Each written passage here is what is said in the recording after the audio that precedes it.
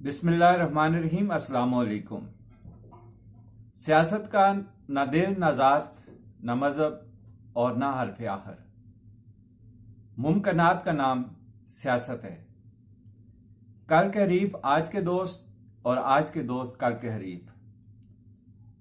असूलों और रख रखाव की सियासत दम तोड़ चुकी है। सियासत समुंदर की बेरहम लहरों का नाम है। अपने मफाद के लिए सियासत में हराम को हलाल समझा जाता है और दूसरों के लिए हलाल को भी हराम समझा जाता है। टकराव की सियासत को फुकीयत दी जा रही है। इल्ज़ाम तराशी, गाली गलोच सियासत में कदम जमा चुकी है। सियासी जमातें अपने मंशूर और कारकर्दगी को बयानिया नहीं बनाती, बल्कि अपने साथ नाइंसाफ़ी और सियासी जुल्म यानी मकाफात अमल में उनके साथ जो होता है उसे बयानिया बना लेती हैं। अवाम सियासी जमातों से उनकी कारकर्दगी, उनके मंशूर के बारे में नहीं पूछती, बल्कि झूठे मन गढ़त बयानियों को मानोहन कबूल करके जिंदाबाद के नारे लगाने शुरू कर देते हैं। पाकिस्तान की मैशत वेंटिलेटर पर है। गरीब के पास खाने के लिए 2 वक्त की रोटी मुयस्सर नहीं है। 2 करोड़ के करीब बच्चे स्कूल नहीं जा रहे। उनके वालिदैन के पास, बच्चों के वालिदैन के पास इतने पैसे नहीं हैं कि वो स्कूल जाएं। इन बच्चों की तादाद तकरीबन 2 करोड़ बताई जा रही है। सरकारी अस्पतालों में अद्वियात नहीं है। बेरोजगारी आम है। महंगाई आसमानों से बातें कर रही है।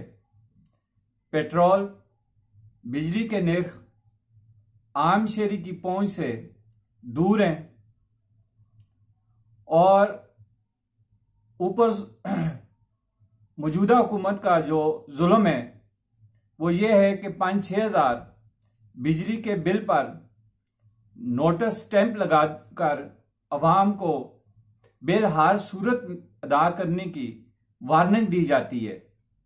अवाम को पाबंद कर दिया जाता है कि बिल अदा करो वरना कनेक्शन काट दिया जाएगा।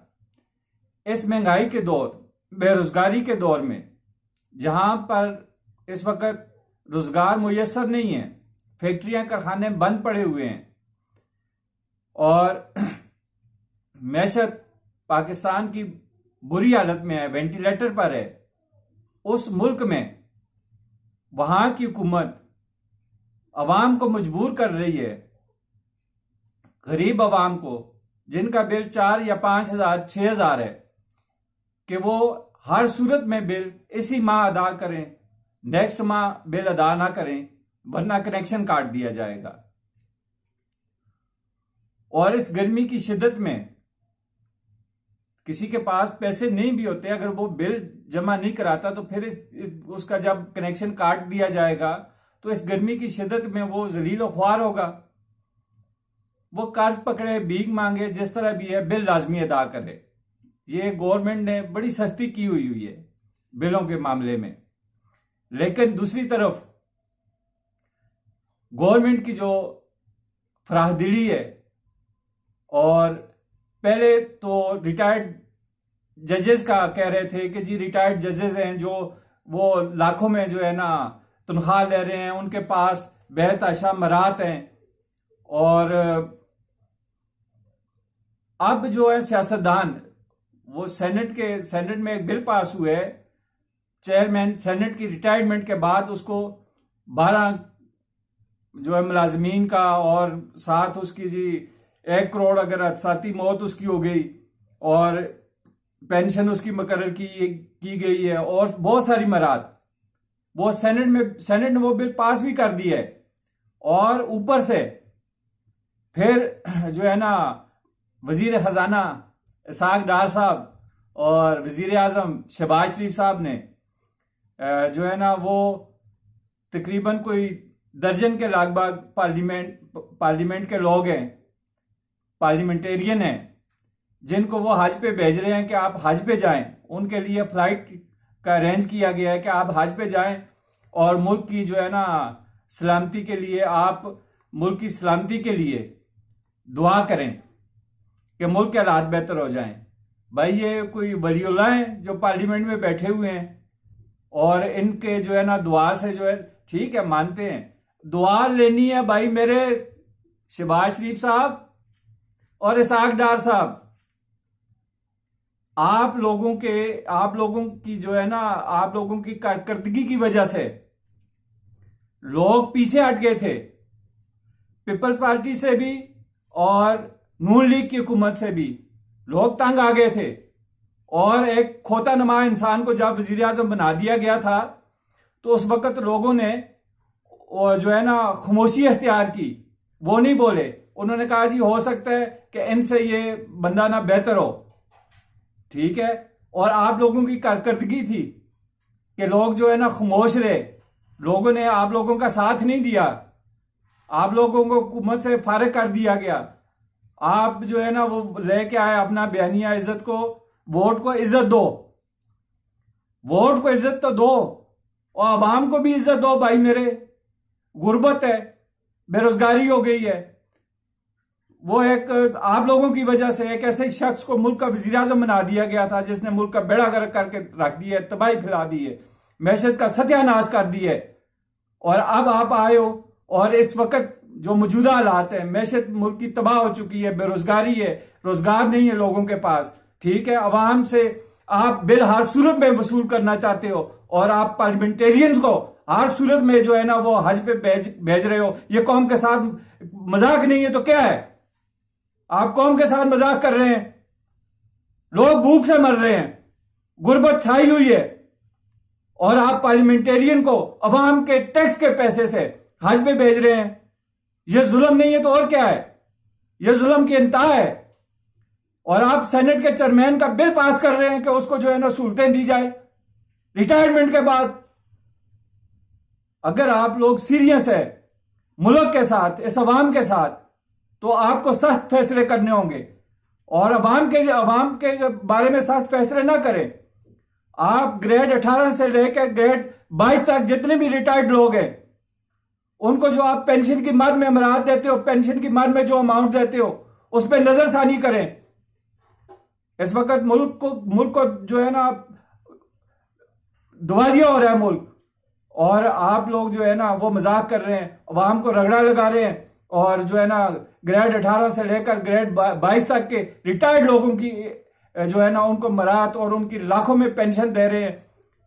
फिर आपने भाई मेरे, अगर इस मुल्क के साथ सीरियस हैं और इस मैशत को दुरुस्त करना चाहते हैं और IMF के आगे हाथ फैलाने से बेहतर है कि आप सरकारी मुलाजमीन जितने हैं उनकी तनख्वाह में से कटौती करें, उनसे लोन ले लें, ठीक है।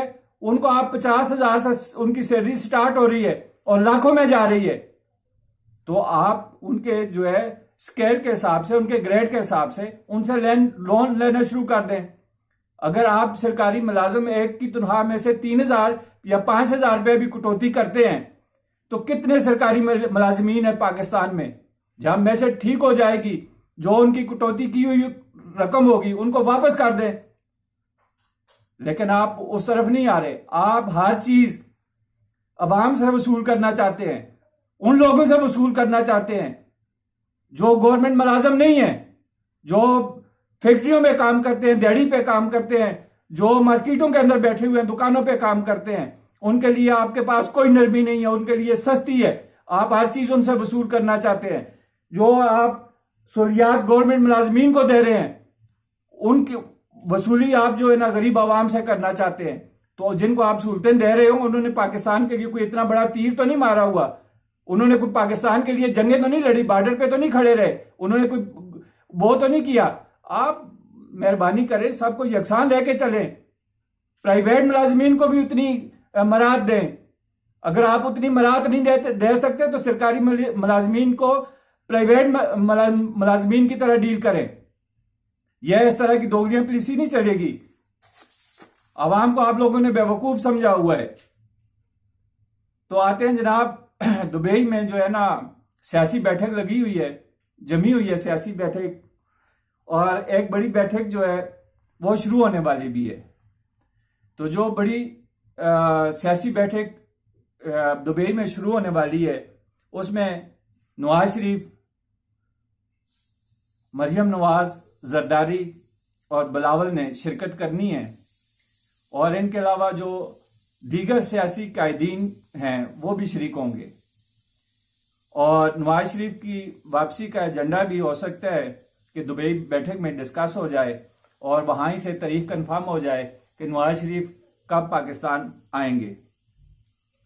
और जो इस वक्त तोड़ फोड़ हो रही है तहरीक इंसाफ में, कुछ ग्रुप बन गए हैं, कुछ ग्रुप बनने वाले हैं। परवेज खटक साहब जो है एक ग्रुप उनका बनने वाला है, शाह महमूद कुरैशी साहब का एक ग्रुप बनने वाला है, और जो है ना आईपी इस्तेकाम पाकिस्तान, कुछ लोग वहां पे जाने वाले हैं। इन सारी चीज़ों के बारे में दुबई बैठक में डिस्कशन होनी है। और जो है ना मेरी गुजारिश है, ये जरदारी साहब ने एक बड़ी ज़बरदस्त जो है ना उनका बयान उन्होंने दिया था, मिसाक मैशत। तो मिसाक मैशत पे ज़रूर बात होनी चाहिए। और वो इसलिए कि देखें, एक बंदे को आप जब अवाम पे मुसलत करते हैं अपने मफाद के लिए, अपनी अना के लिए, ठीक है जी, वो अवाम की बेहतरी के लिए तो नहीं था। वो प्रोजेक्ट जिसने भी चलाया था, जिन्होंने भी चलाया था, उन्होंने अपनी अना और अपना वो जो भी इशू था उसको मद्देनज़र रखते हुए प्रोजेक्ट इमरान लॉन्च किया, और 4.5 साल तक जो है ना वो मुल्क का बेड़ा गर्क हुआ, मैशत तबाह हुई, और आज गरीब जो है ना वो बुरे हाल में है। तो इसी तरह से सियासी जमातें, पीडीएम जितनी भी हैं, वो सब मिलकर बैठें और जो है ना मिसाक मैशत पे बात होनी चाहिए। अगर इलेक्शन डिले भी करने पड़ते हैं तो वो डिले कर दें। इलेक्शनों से आम बंदे को कोई फर्क नहीं पड़ना, ठीक है जी। ये शराइत हैं IMF की, और सियासी पार्टियों की जरूरत हो सकती है अपने मफाद के लिए। आम बंदे को जो है वो जो है ना महंगाई और बेरोजगारी और जो है ना मुल्क में इस्तेकाम चाहिए। इन चीज़ों का खात्मा हो, महंगाई का खात्मा हो, ठीक है, रोजगार आम हो जाए, इससे गर्ज है आम शहरी को, ठीक है जी। वोट इलेक्शन होते रहेंगे, आप बाद में जो है ना कुछ हालात बेहतर हों तो फिर जो है इलेक्शन करवा लें। और उम्मीद है कि जरदारी साहब की तरह मियाँ साहब भी और दूसरी जमातें भी जो हैं इस बात को मद्देनजर रखेंगी कि मुल्क की मैशत के बाद जो है ना दुरुस्त करने के बाद कोई फैसले किए जाएं। और जिन दोस्तों ने चैनल को सब्सक्राइब नहीं किया वो चैनल को सब्सक्राइब करें, लाइक करें। शुक्रिया।